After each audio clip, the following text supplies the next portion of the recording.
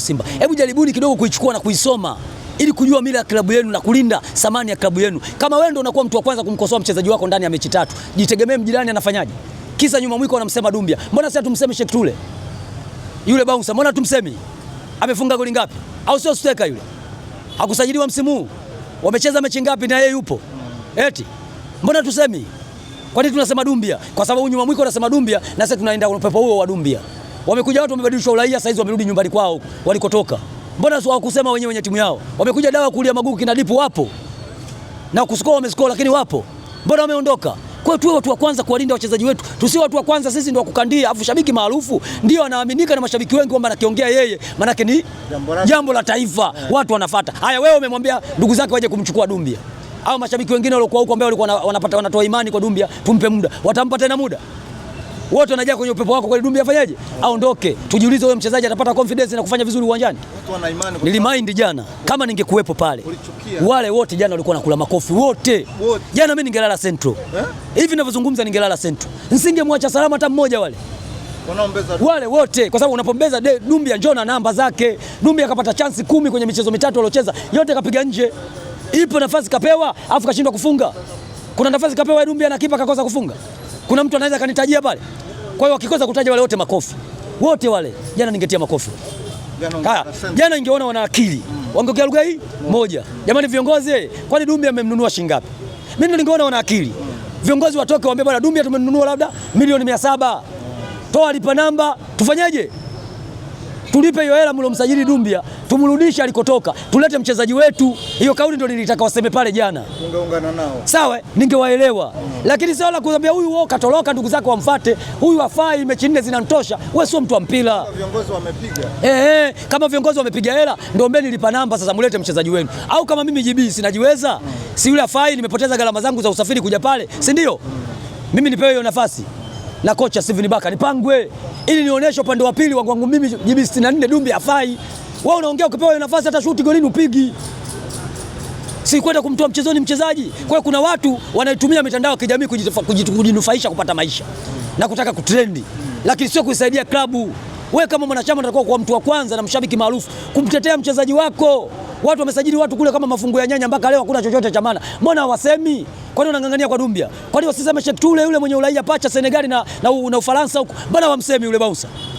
Au sio mchezaji wao? Au Yanga hawana mashabiki maarufu? Pengine hajapata nafasi. Subiri, Yanga hawana mashabiki maarufu. Kwani yule wamemsajili aje kulima pale? Aje kubeba viatu vya wachezaji wenzake? Si aje kucheza? Mbona wamsemi vibaya?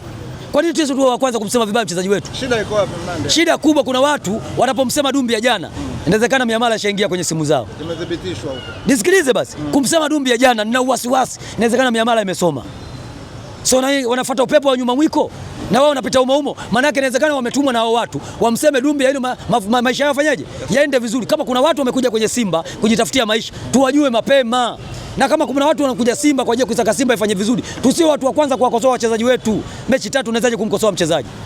Kaja Pacome hapa, alionekana mechi 3. Alan Okello kaja dirisha dogo, alionekana mechi 3. Swali nyewe akasema kapigwa hapa. Sasa baadaye sikaja kuonekana. Tutulie, huu ni mpira. Hii sio chumvi kwenye mboga. Hebu tupende kuheshimu management yetu. Tuheshimu benchi ya ufundi. Kuna watu wameenda mbali wakisema kocha huyu afai na watu wake waondoke. Wanatuma vimemo kwenye magrupu huko. Kuna mtu nime screenshot nimemtumia voice ya mpumbavu mmoja. Anawaaminisha watu kwenye magrupu kwamba kocha huyu afai, shida sio wachezaji, shida kocha. Wewe una akili? Yeah. Huyo mtu ana akili sawa sawa? Eti kocha afai. Yeye na watu wake watakuwa watupishe. Wewe una akili sawa sawa wewe? Ndani ya mechi 4 kocha kacheza mechi zote ngumu kakusanya alama 12. Leo unasemaje afai? Mechi 3. Kisa kwamba nyuma kwenye mwiko anashinda goli 4. Wanacheza na nani? Wana mipango gani? Mipango ya nyuma mwiko na sisi tuna tofauti. Watu wanaangalia performance kwamba Coastal Union amekufa 4. Nyie mmepata goli moja kwa tabu sana. Ndio wanapopima uwezo wa wachezaji wenu hapa. Na kuuliza swali dogo tu. Kagera Sugar alipigwa goli 6 na Geita goli. Mechi iliyofuata alifungwa goli ngapi? Zidi ya Mashujaa jana. 2-1. Kwa nini asifungwe goli 7? Tanzania tunapenda mpira ila mashabiki wengi hatujui mpira. Huo ndio ukweli. Utanikutukana, utanikataa, ila huo ndio uhalisia. Yaani fulani akimfunga goli 5 na mimi nitamfunga goli 5. Hakuna mpira huo duniani. Alafu watu kila siku wanaangalia mpira Ulaya, wanakesha wanaacha usingizi. Alafu mtu ajui mpira. Sio ni upumbavu huo? Angalia huyo anavyocheza na Coast, performance yake ikoje? Mtu kakaa nyuma anasubiri kufungwa. Mechi ya JKT nani hajaiona? Ile ni maajabu ya Musa kuyaona Firauni. ndani ya dakika 5 mimi toka naanza kupata akili mpaka nafika muda huu napenda mpira. Sijawahi kuiona timu ndani ya dakika 5 imepiga kona 5. Kila dakika kona. Lakini JKT ni wanyonga wa Young Africans. Mwaka jana walikula chuma 5. Yaani wameendelea pale walikoishia, lakini wamepunguza idadi ya magoli. Na muda ule JKT walikuwa wanaongoza ligi. Sio sasa hivi walikuwa wanaongoza ligi na wamepigwa 5 pale KMC.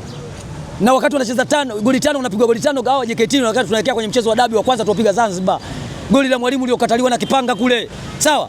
JKT huwezi kuamini kama ndio timu inaongoza ligi kwenye nchi yetu. Inacheza mpira hata kutuliza mchezaji hawezi. Unajua kuna nini hapo?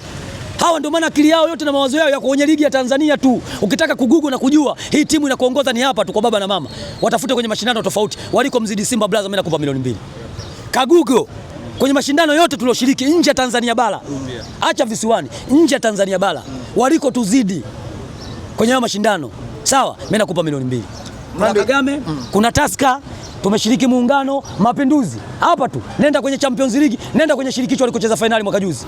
Waliko tuzidi, nakupa milioni 2. Mnandi, tunayo mengi ya kuzungumza. Kwa kumaliza, unawaambiaje wana Simba wenzao wanaowabeza wachezaji hususan Dumbia ambaye wamemkalia kooni hapumui? Waombe uongozi watoe lipa namba. Waombe idadi ya pesa iliyosajiliwa kutoka Mali kumleta Tanzania, kama ni milioni 700, ni milioni 500, ni bilioni 1, itajwe na viongozi, waombe lipa namba, walipe hiyo pesa. Alafu wakatutafutie mchezaji wanamuona anafaa kwenye hiyo position, wamlete na afunge kila mchezo. Sasa mikataba ni siri Mnandi. Viongozi watasema, si wamesema yule afai, wengine wamesema ndugu zake waje kumchukua, maana sikatoroka hospitali huyo. Viongozi wana imani naye ndio maana anaanza. Nisikilize, wao mashabiki si ndio wana uweledi mkubwa na wanaujua mpira, sio wao wanajua mpira. Mchezaji hana muda wa kusubiriwa, si ndio? Wao sasa waombe lipa namba, waombe hela alonunuliwa Dani Dumbia ni kiasi gani, ili walipe ile pesa, wakatusajilie mchezaji wanamuona wao kila nafasi atafunga. Watuletee Simba afunge. Kwani shida iko wapi? Si afai? Watuletee mchezaji wao, walipe kwanza hela ya Dumbia. So wanasema apeleke arudishwe kwao. Hawezi kurudishwa bure, yule akuja mwenyewe, yule kasajiliwa.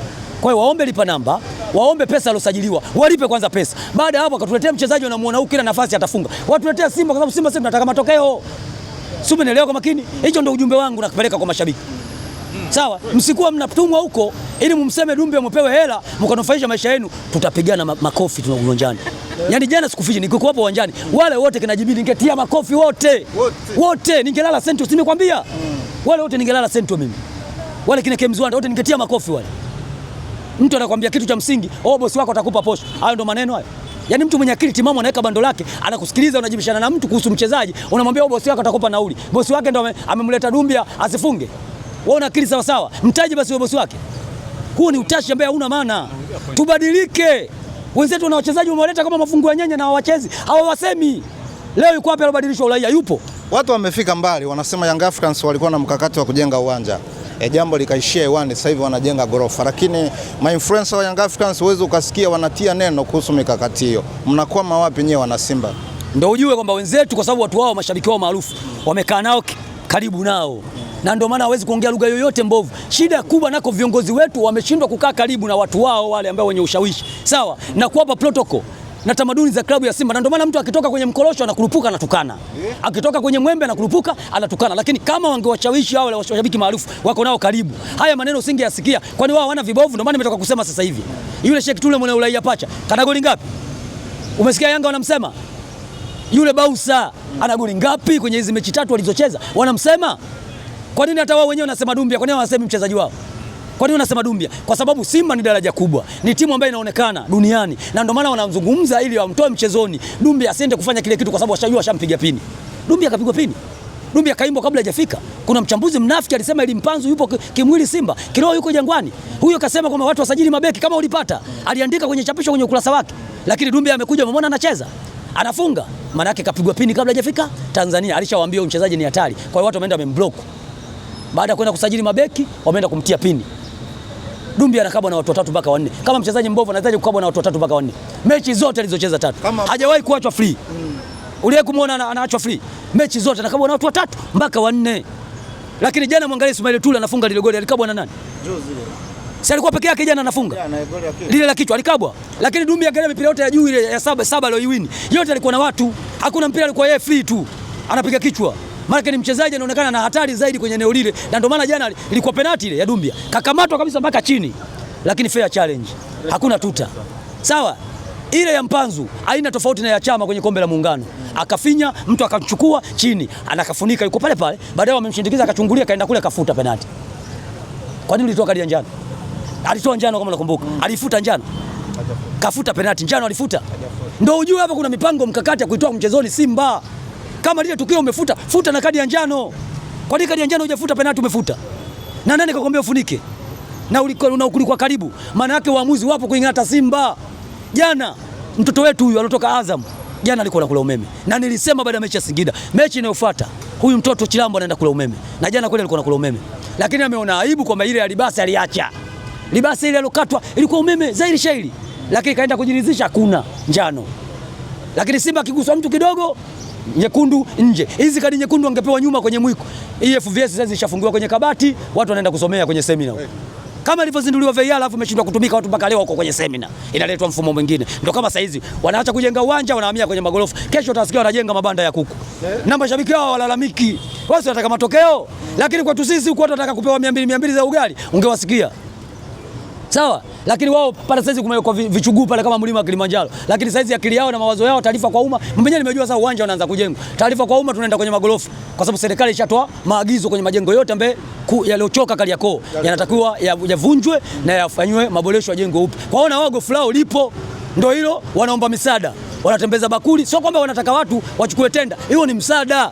Wanaomba ili wasaidiwe kujenga lile gorofa. Sio, umeelewa kwa makini? Lakini wenyewe wapigi kelele. Uwanja hakuna, wanaenda kwenye magorofa, uwanja hakuna, tuna mlima wa Kilimanjaro. Na pale tutachimba sana dawa mwaka huu. Bwana Mnandi, mimi nashukuru sana. Asante sana.